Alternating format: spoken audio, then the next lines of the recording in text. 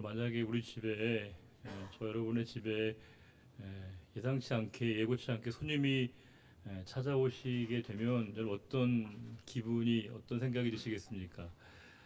보다 더 정확하게 표현하면 아, 들이닥치시면 손님이 갑자기 예고하지 않고 들이닥치게 되는 상황을 우리가 맞는다면 어떤 생각이 드실까요? 아마 그 말 그대로 멘붕이 될 겁니다. 일단 손님이 오신다는 얘기가 우리에게 들리는 순간부터 일단 우리가 먼저 청소를 해야겠죠. 우리 집안 정돈을 할 겁니다. 거실과 방에 널려져 있던 것들을 일단 다 모아서 방 하나에다 다 이렇게 집어넣고 밀어 넣어서 일단은 외관상으로 깨끗하게 정돈된 것처럼 보이겠죠. 그게 손님을 맞는 태도 아니겠습니까? 근데 이제 그것만 가지고 끝난 게 아니라 이제부터 진짜 고민이 시작됩니다. 이제 그 손님에게 뭘 대접을 해야 될까, 어떤 음식을 마련해야 될까라는 고민을 갖게 됩니다. 특별히 우리나라 사회 속에서는 이 대접이라는 말이 대부분 음식과 관련돼서 쓰이지 않습니까? 우리가 누군가를 대접한다라고 할 때 우리는 흔히 어떤 음식으로 상대방을 이렇게 공개할 때 우리가 흔히 대접한다는 말을 쓰기 때문에 우리 대접한다는 말을 음식과 아주 가깝게 쓰고 있기 때문에 손님 대접에 가장 중요한 건 어떤 음식을 어떻게 정성스럽게 마련하론가로 우리가 이렇게 평가되지 않습니까? 어느 곳에 가서 우리가 음식을 잘 먹고 나오면 대접을 잘 받았다 이렇게 우리가 생각을 할 것이지만 어느 곳에 갔는데 좀 시원치 않게 먹고 오면 뭔가 좀 푸대접을 받은 것 같은 그런 생각을 갖는다는 걸 보면 우리에게 먹는다는 건 굉장히 중요합니다. 손님을 맞는 입장에서는 음식의 재료 또 음식의 내용뿐만이 아니라 특별히 신경 쓰는 게 이제 사람이 좀 많을 때는 식수 인원에 대한 게 되게 중요하거든요. 결혼식을 준비하는 혼주 측 입장에서는 이제 하객을 예상을 합니다. 이런 분들이 어느 정도 오시겠다 생각하는데 가끔 이게 예약이랑 잘 안 맞는 경우가 있어요. 예약을 이 정도 했는데 너무 많은 하객분들이 와서 이제 식사를 못 하고 가시는 경우들이 가끔 생기게 됩니다. 혼주 입장에서는 굉장히 송구스러운 일이겠죠.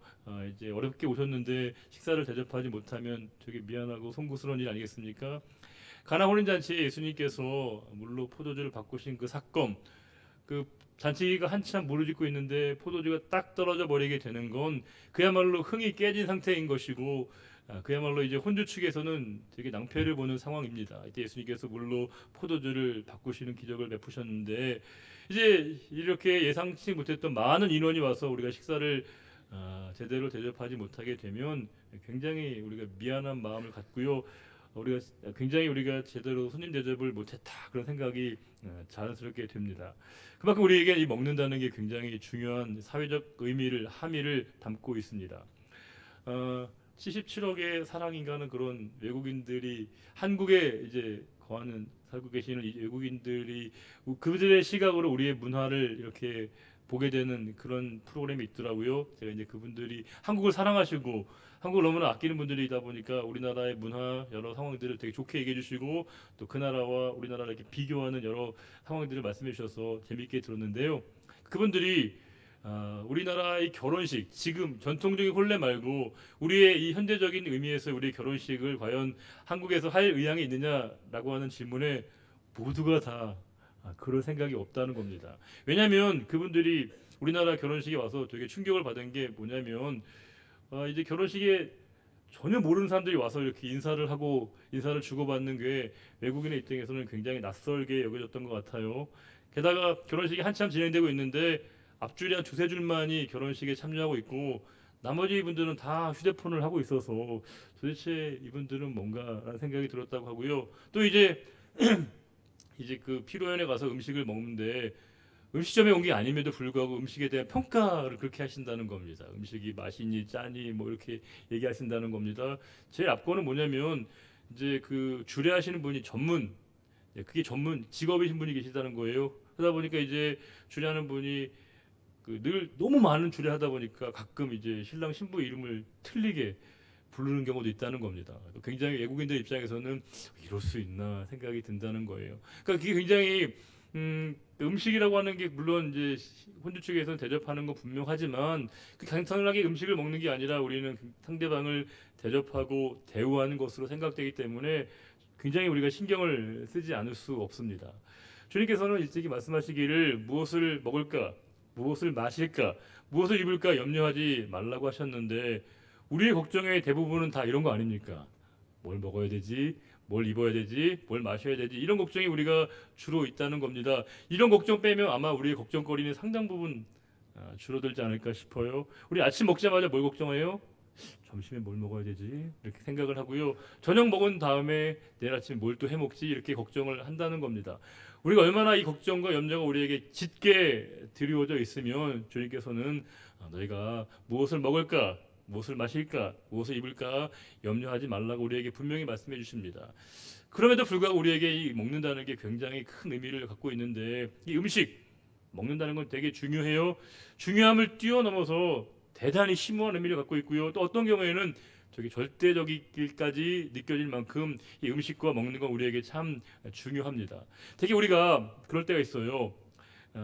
뭐 내가 먹고 싶은 거를 못 먹게 되어지는 상황이 되면 상처를 받는 분들이 계십니다. 그런데 내가 먹어야 되는데 먹고 싶은데 못 먹게 되면요.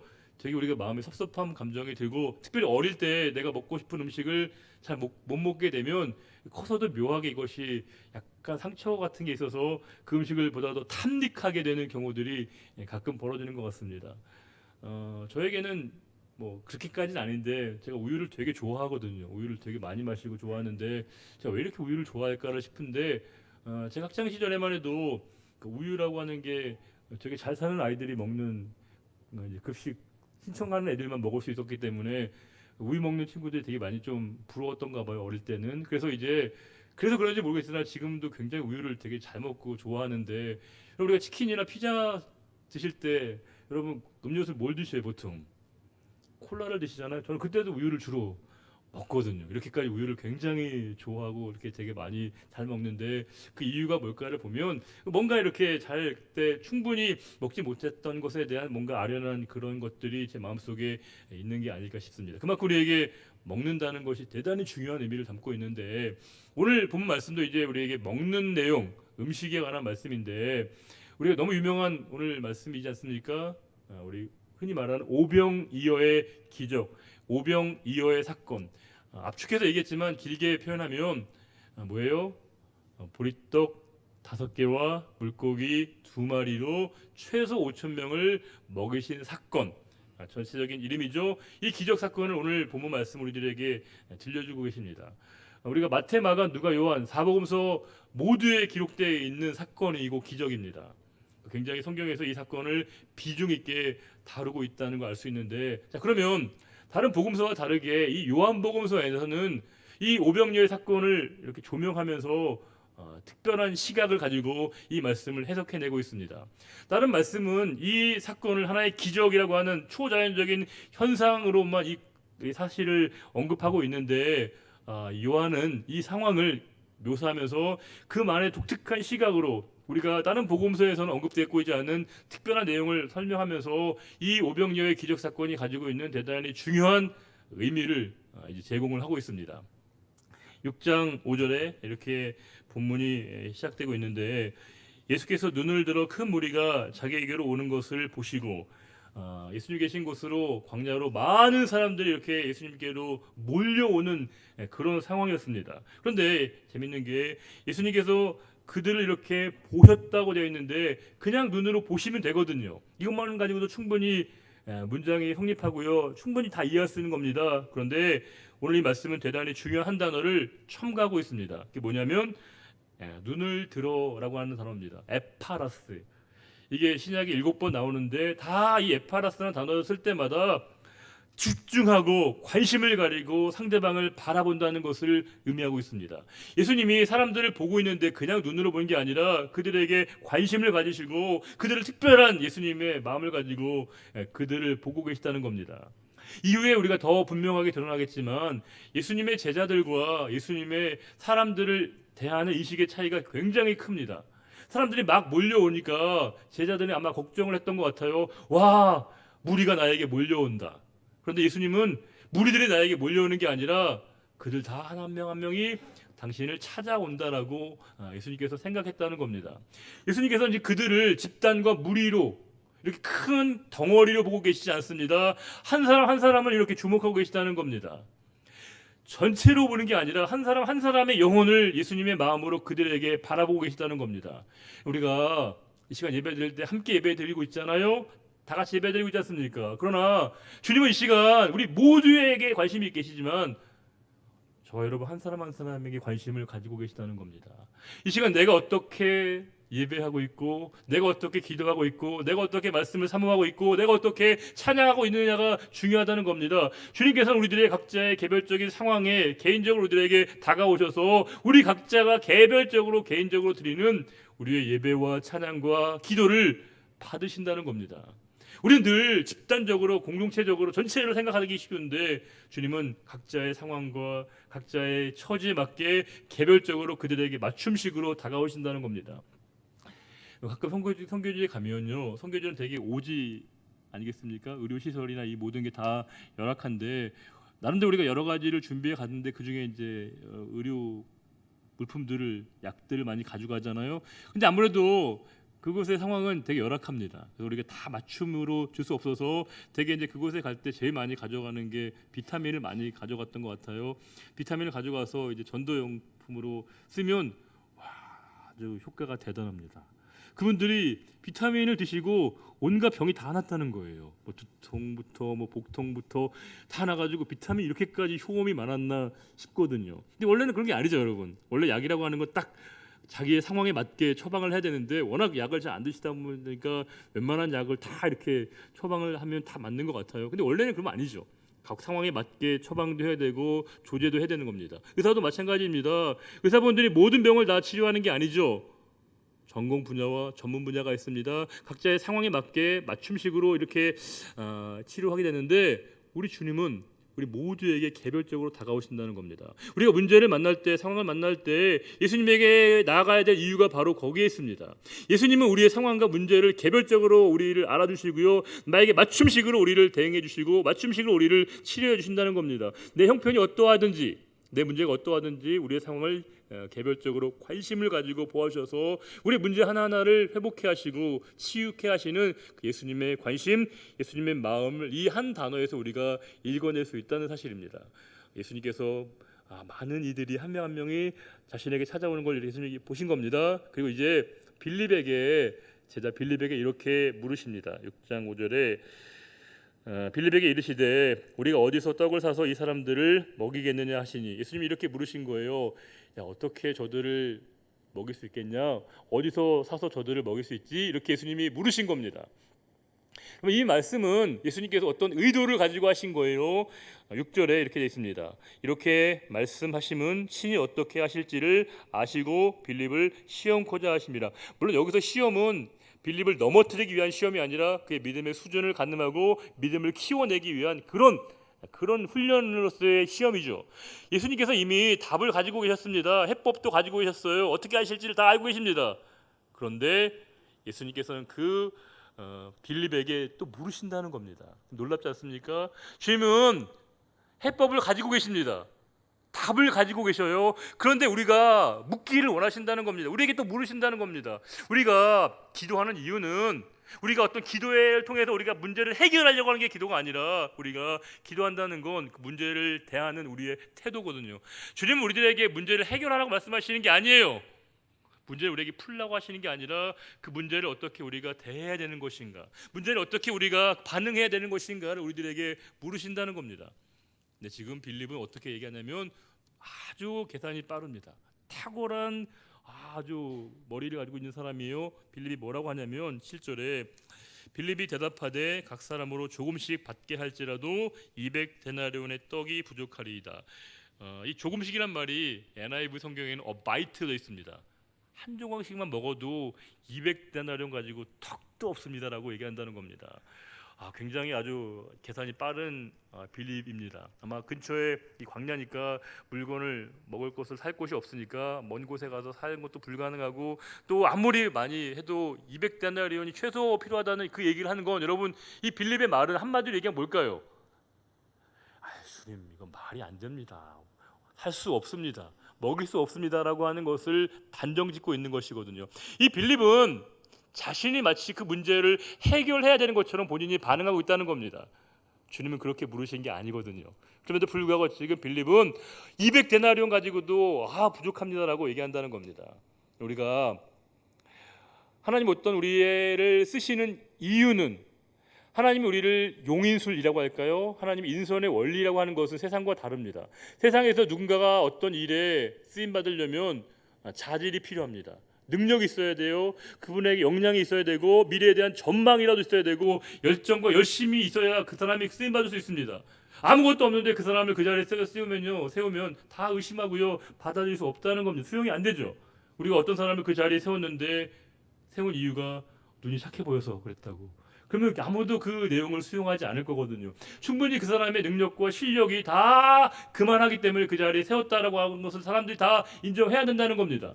그런데 하나님이 우리를 쓰시는 그 방법은, 하나님이 우리를 쓰시는 그 이유는 그 사람의 능력과 실력과 자질과 역량 때문이 아니라 답이 하나님에게 있음을 믿는 자들을 하나님이 쓰신다는 겁니다. 이 모든 문제에 대한, 상황에 대한 해법이 하나님에게 있음을 믿는 자를 하나님이 사용하시고 그들을 통해서 하나님이 역사하신다는 겁니다. 너무 유명한 말씀이잖아요. 고린도전서 1장 26절부터 29절 말씀 같이 한번 읽어볼까요? 고린도전서 1장 26절부터 29절 같이 읽어보겠습니다. 형제들아, 너희를 부르심을 보라. 육체를 따라 지혜로운 자가 많지 아니하며 능한 자가 많지 아니하며 문벌 좋은 자가 많지 아니하도다. 그러나 하나님께서 세상에 미련한 것들을 택하사 지혜 있는 자들을 부끄럽게 하려 하시고, 세상에 약한 것들을 택하사 강한 것들을 부끄럽게 하려 하시며, 하나님께서 세상에 천한 것들과 멸시받는 것들과 없는 것들을 택하사 있는 것들을 폐하려 하시나니, 이는 아무 육체도 하나님 앞에서 자랑하지 못하게 하려 하심이라. 그렇죠. 이게 하나님이 사람을 쓰시는 원리라는 겁니다. 목사가 성경을 박식해서 모든 걸 능통해서 하나님 이 자리에 세우신 게 아닙니다. 너무 부족하다는 걸 통감하기에 그 부족한 자를 하나님이 긍휼한 마음으로 이 자리에 세우신 거죠. 우리가 기도를 제일 많이 하는 분에게 하나님이 기도의 사역을 꼭 맡기시는 게 아닙니다. 전도와 선교를 누구보다 더 잘하는 분에게 꼭 그 사역을 맡기는 게 아니라는 겁니다. 음악을 꼭 잘해야만이 하나님이 찬양대 사역을 맡기는 게 아니라는 겁니다. 나의 부족함을 깨닫고 연약함을 받아들이고 하나님을 전적으로 인정하고 그 모든 것의 해법과 해결이 하나님께 있음을 믿는 자에게 그 신뢰함을 통해서 하나님이 일하신다는 겁니다. 그래서 이 연약한 거는 좋아요. 부족한 것도 필요합니다. 하지만 무기력하면 안 되고요. 나에게 부족함을 통감하는 건 좋지만 우리가 그 상황 가운데 게으르면 안 됩니다. 내 상황 가운데 나의 연약함을 깨닫고 전능하신 하나님을 온전히 신뢰하게 될 때 연약한 우리들을 통해서 하나님은 그 일을 이루시고요. 그 일이 이루어짐을 통해서 그 일이 이루어지는 주체가 하나님이시라는 것을 모든 사람들에게 알게 하신다는 겁니다. 그 질문을 예수님이 이 빌립에게 던지신 겁니다. 근데 지금 빌립이 예수님의 질문에 핀트를 잘 이해를 못했던 거예요. 그래서 이렇게 인간적인 계산법으로 얘기한 겁니다. 그런데 또 한 명의 제자가 나옵니다. 안드레입니다. 8절에 제자 중 하나 곧 시몬 베드로의 형제 안드레가 예수께 여짜오되, 그래도 안드레는 조금 더 나아 보여요. 9절 같이 한번 읽어볼까요? 안드레가 이렇게 이야기합니다. 읽어보겠습니다. 여기 한 아이가 있어 보리떡 5개와 물고기 2마리를 가지고 있나이다. 그러나 그것이 이 많은 사람에게 얼마나 되겠사옵나이까. 지금 이 안드레가 예수님에게 어떤 한 아이의 도시락을 이렇게 예수님에게 드린 거죠. 여기 이제 보리떡 5개, 보리떡은 당시에 굉장히 인기가 없는 그런 떡이었다는 거예요. 음식으로서 굉장히 사람들이 그렇게 선호하는 떡이 아니었다는 것이고요. 여기 물고기, 보통 물고기는 익투스라고 하는 걸 쓰거든요. 이게 굉장히 좀 쓸만한, 먹을 만큼의 이 익투스인데 여기서는 옥사리온이라고 해서 되게 작은 물고기였다는 겁니다. 별로 인기도 없고 먹을 만큼도 아닌 그 도시락을 이 안드레가 받아서 예수님께 드리고 있습니다. 그런데 이렇게 얘기한다는 거예요. 이게 많은 사람에게 얼마나 되겠사옵니까? 본인도 민망한 거죠. 이 말은 뭘 의미하는 걸까요? 안드레 마음은, 예수님 이게 뭐 누구 코에 붙이겠습니까? 이게 무슨 얼마나 도움이 되겠습니까? 라고 얘기한다는 겁니다.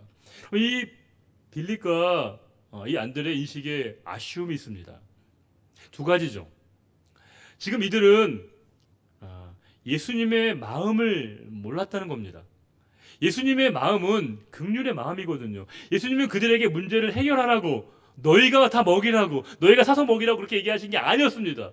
예수님의 관심은 사람들의 한 명 한 명에 대한 영혼에 대한 관심이었거든요. 그들에게 하나님의 마음, 주님의 마음, 그 마음을 그들이 놓치고 있었다는 겁니다. 여전히 그들은 어떻게 먹여야 되지? 뭘 가지고 먹여야 되지? 라고 하는 그 마음과 생각 때문에 예수님의 마음과 긍휼과 예수님의 자비의 마음을 놓치고 있었다는 거예요. 더 중요한 건 예수님의 능력에 대한 부분도 그들이 신뢰하지 못했습니다. 그 문제를 해결할 수 있는 능력은 예수님에게 있는데 그래서 예수님의 마음마저도 예수님의 능력마저도 신뢰하지 못하고 있는 이 안드레와 빌립을 볼 수 있습니다. 우리가 교회에서 여러 사역을 하다 보면 자꾸 우리가 사람을 놓치는 경우가 있어요. 영혼에 대한 관심을 우리가 간과하게 되는 경우가 있다는 겁니다. 이 일이 중요하긴 해요. 행사를 잘 진행하는 거 중요합니다. 프로그램을 우리가 원활하게 진행하는 거 필요하지만 그럼에도 불구하고 우리가 교회는 놓치지 말아야 될 것은 사람에 대한 관심입니다. 영혼에 대한 깊은 관심이고요. 영혼에 대한 배려라고 하는 겁니다. 주님께서는 지금 사람에 대해서 저 있는 저 무리들에 대한 예수님의 그 마음을 제자들에게 물으신 건데 제자들은 지금 어떻게 하면 먹일 수 있지? 어떻게 하면 이걸 해결할 수 있지라고 하는 그 생각에 머물러 있었다는 겁니다. 그러면서 고작 걸 드리면서 이거 가지고 뭐가 될까요? 라고 하는 인식의 한계에 머물러 있었던 겁니다. 그리고 이제 그 도시락을 예수님께서 받으십니다. 10절에 예수께서 이르시되 이 사람들로 앉게 하라 하시니 그곳에 잔디가 많은지라 사람들이 앉으니 수가 5천 명쯤 되었더라. 여기서 앉다는 말이 중요합니다. 아나핍토는 뭐냐면요, 비스듬히 기대어 앉는다, 그런 뜻입니다. 이유가 뭘까요? 우리는 지금 밥을 먹으려고 하면 어떻게 먹어야 돼요? 식탁에 딱 정지하사를 하면서 가까이 와야 되잖아요. 유대인들은 밥을 먹는다고 하면 식사하게 되면 기댔다는 겁니다. 비스듬히 누워서 이게 바로 음식을 먹는, 밥을 먹는 자세였던 거예요. 지금 그들은 완벽하게 식사 대용을 하고 있는 겁니다. 이제 밥을 먹을 준비, 모든 준비를 믿으면서 그들은 이제 질서정연하게 이제 그들이 5천 명이 넘는 사람들이 이 음식을 받을 만큼의 모든 만반의 준비, 이제 밥 음식이 공급되면 먹을 만큼의 준비를 그들이 갖추고 있었다는 걸 의미하고 있습니다. 놀라운 일이죠. 그때 예수님께서 이렇게 얘기하십니다. 11절에 예수께서 떡을 가져, 중요한 단어죠. 이제 아이로부터 안드레에게로부터 드디어 예수님에게로 그 떡과 물고기가 옮겨지게 됩니다. 예수님의 손에 그것이 놓이게 되죠. 예수님께서 축사하신 후에 이렇게 얘기하신다는 겁니다. 앉아있는 자들에게 나눠주시고 물고기도 그렇게 그들의 원대로 주시니라. 너 마음껏 먹어, 마음껏 먹어. 그들에게 주셨다는 겁니다. 그러면서 12절에 읽어볼까요? 그들이 배부른 후에 예수께서 제자들에게 이르시되 남은 조각을 거두고 버리는 것이 없게 하라 하심으로, 한 조각씩 먹은 게 아니에요. 찌끔찌끔하게 먹은 게 아니었습니다. 그들이 배불리 먹었습니다. 폭식했습니다. 게다가 12바구니가 남았다고 되어 있습니다. 중요한 게 여기서 남은 조각을 버리지 말라는 건 뭐겠어요? 풍성하게 먹는 게, 배부르게 먹는 게 낭비를 의미하는 거 아니라는 겁니다. 하나님의 일은 규모 있게 하는 게 중요하죠. 소모되지 않는 게 중요하다는 겁니다. 제자들에게 이 사실을 장부하게 하시고 다 이렇게 모았더니 12바구니가 되었다라고 하는 그 기적 사건을 얘기하고 있습니다. 생각해 보세요. 이 기적 사건을 베풀면서 제자들이 그 음식을 나누면서 어떤 생각을 했을까요? 이거 어떻게 해야 되나? 이거 뭐 저렇게 수없이 많은 사람도 있는데 그걸 제자들이 나누면서 아마 제 생각으로는 무수히 많은 생각이 그들의 머릿속에 흘러가지 않았을까 싶습니다. 근데 여기까지는 다른 모든 복음서의 내용과 요한복음이 별로 차이가 없습니다. 보리떡 5개와 물고기 2마리로 5천 명 최소, 남성들 5천 명, 물경 15,000, 2만 명이 먹은 사건, 여기까지는 다 동일합니다. 그런데 진짜 중요한 건 14절입니다. 여기가 요한복음의 가장 핵심인데 이렇게 됩니다. 그 사람들이 예수께서 행하신 이 표적을 보고 말하되 이는 참으로 세상에 오실 그 선지자라 하더라. 다른 모든 사건과 다르게 이 사건을 요한은 기적이 아니라 표적으로 세메이온이라고 묘사하고 있다는 겁니다. 이 표적은 뭐냐면 단순하게 기적이 초자연적인 그 이적이라고 하는 현상에 집중하는데, 이 요한은 단순하게 기적보다 중요한 게 이 기적을 통해서 어떤 의미를 주님이 우리들에게 보여주시고자 하시는가가 보다 더 중요하다는 겁니다. 단순하게 최소 5천 명이 먹었다는 게 아니라 이 5천 명이 먹은 이 사건이 뭘 의미하고 있는지를 이 요한은 깨우쳐 주기를 원했다는 겁니다. 도대체 이 사건에서 이 일들에서 우리가 주목해야 될 부분이 어디 있습니까? 우리가 못 먹는 건요 되게 서러운 겁니다. 내가 못 먹을 때 서러운 일이 있어요. 그런데 안 먹으면요 안 먹는 일은 서럽지 않습니다. 서러움을 느끼지 않습니다. 내가 여러분 더 많이 채우려고 하는 사람은요 더 많이 먹어도 여전히 배고픔을 느끼게 됩니다. 그런데 비우려고 하는 마음을 갖는 사람은 배고픔을 더 이상 느끼지 않는다는 것이죠. 내가 더 누군가의 것을 더 많이 가져야겠다라고 생각하는 사람은, 더 많이 내가 많은 것들을 가져야겠다고 생각하는 사람은 남의 그릇 보면 그것마저 빼앗으려고 합니다. 그런데 더 많이 나누려고 하는 사람은요 남의 빈 그릇을 보면 채워주고 싶은 마음을 갖게 된다는 겁니다. 저는 이 요한이 얘기하고 있는 이 사건에서 우리가 주목할 건 뭐냐면, 지금 여러분 보세요. 지금 이 수천 명의 사람들이 지금 음식을 이렇게 나누고 있잖아요. 우리가 밥을 지금 그들이 한참 끼니 때가 지났다라고 다른 복음서 얘기하고 있습니다. 사람들이 밥을 먹는데 끼니가 지났어요. 수천 명, 수만 명이 있습니다. 이건 아무리 질서 정연하게 해도 내가 먹을 때가 다 안 맞아요. 내가 원하는 시간에 원하는 상황에 먹을 수 있는 게 아닙니다. 우리가 이렇게 쭉 앉아 계신데 앞줄부터 이렇게 음식을 드리면 뒷줄에 계신 분들이 항의할 겁니다. 나 언제 주냐고, 언제 주냐고, 나부터 안 주냐고. 이게 수만 명이 함께 먹는 건요 쉬운 일이 아닙니다. 그런데 오늘 놀라운 건 여기 안에 그 누구도 불평과 불만과 원망의 소리가 들리지 않았다는 겁니다. 최소 5천 명의 식사를 하는데, 함께 음식을 나누는데 거기에 어떤 불평과 인간적인 소리가 들리고 있지 않다는 겁니다. 그들은 단순하게 음식을 먹는 게 아니라 그리스도의 배려와 사랑을 그들이 경험하고 있는 자리라고 하는 겁니다. 우리가 배고픈 건요 밥을 먹으면 해결이 돼요. 근데 배 아픈 건요 해결이 안 됩니다. 사람들이 배 아픔으로 누군가를 질투하고 미워하는 마음을 가지면 아무리 많은 걸 먹어도 해결이 안 된다는 겁니다. 그때는 오히려 비워야 되죠.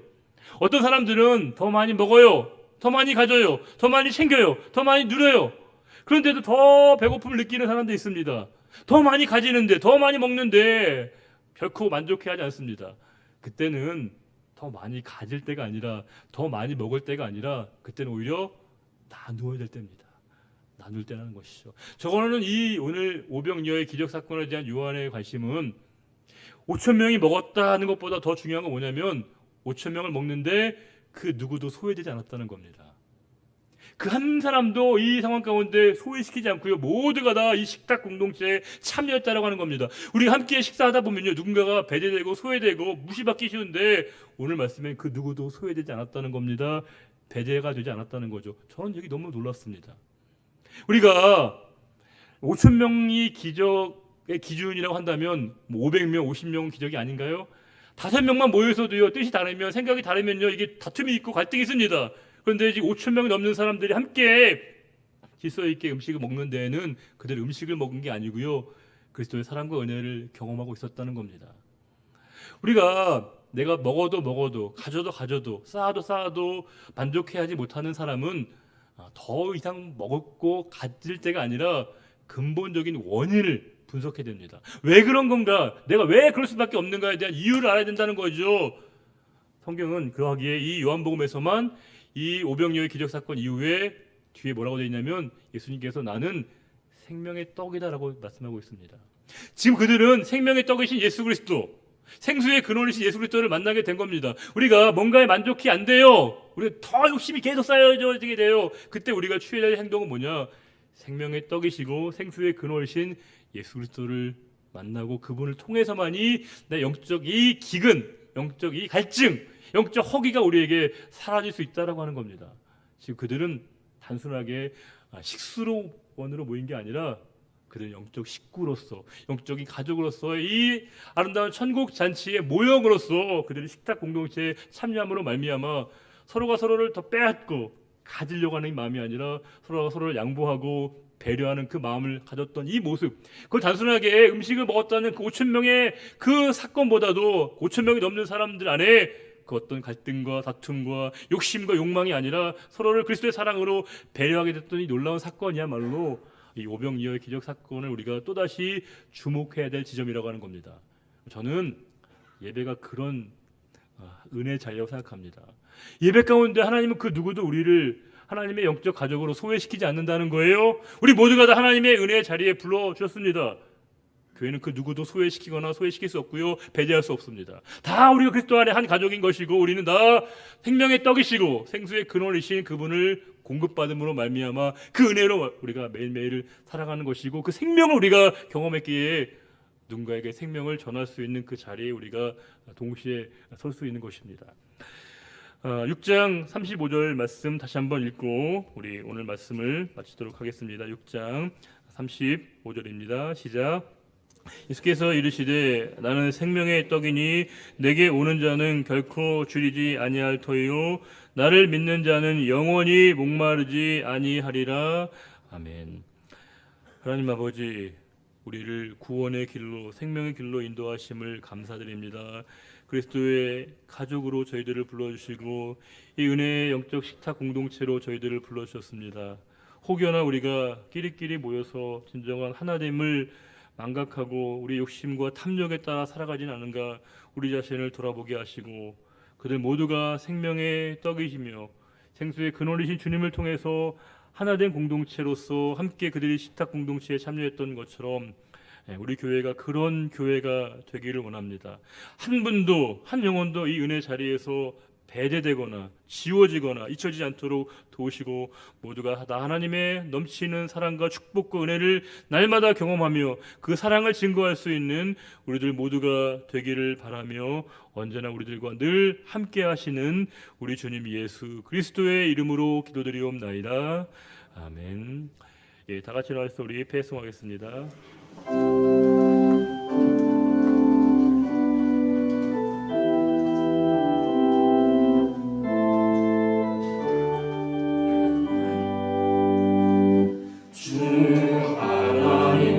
선하신 찬양해 놀라운 주 행적 찬양해 주님의 사랑이 가득 넘친 교회 그 사랑 이제 전파하려 해 우리에게 주어진 소명대로 사랑 널리 전하자. 주 비춰주시니 그 빛을 따라서 어디든지 주와 가리라. 주와 함께 가리라. 악을 골잡고 주의 복을 들고 가리라.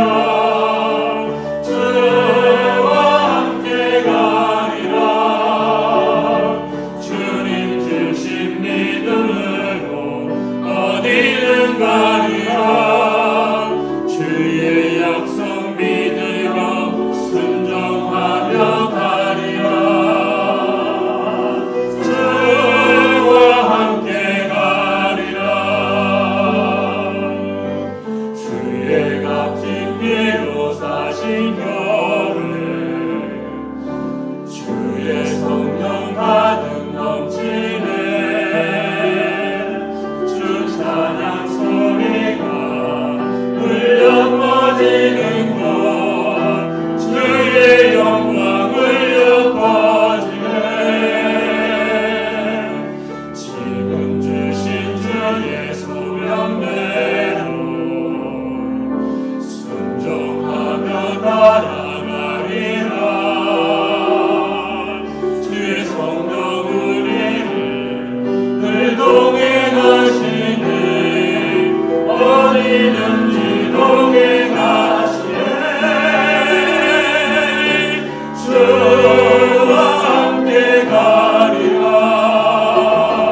악을 골잡고 주의 복 들고 가리라.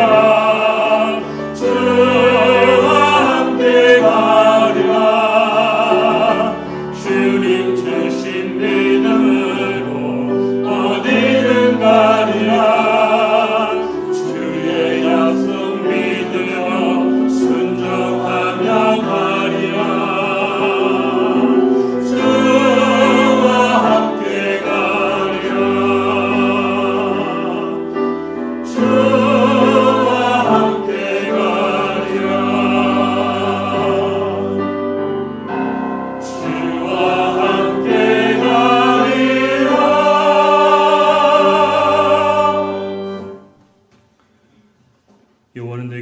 부어주시고 너를 지키시기를 원하며 여호와는 그의 얼굴을 내게 비추사 은혜 베푸시기를 원하며 여호와는 그 얼굴을 내게로 향하여 드사 평강 주시기를 원하노라. 이제 우리 주 예수 그리스도의 은혜와 하나님 아버지의 값없이 부어주시는 그 놀라운 사랑과 성령의 인도교통 충만케 하심이 오직 우리의 삶의 자리 가운데 영원한 생명의 떡이시며 생수의 근원이신 주님과 더불어 살아가기로 다짐하는 우리의 거룩한 헌신과 결단과 그 고백 위에 이제로부터 영원히 함께 하시기를 간절히 축원하옵나이다.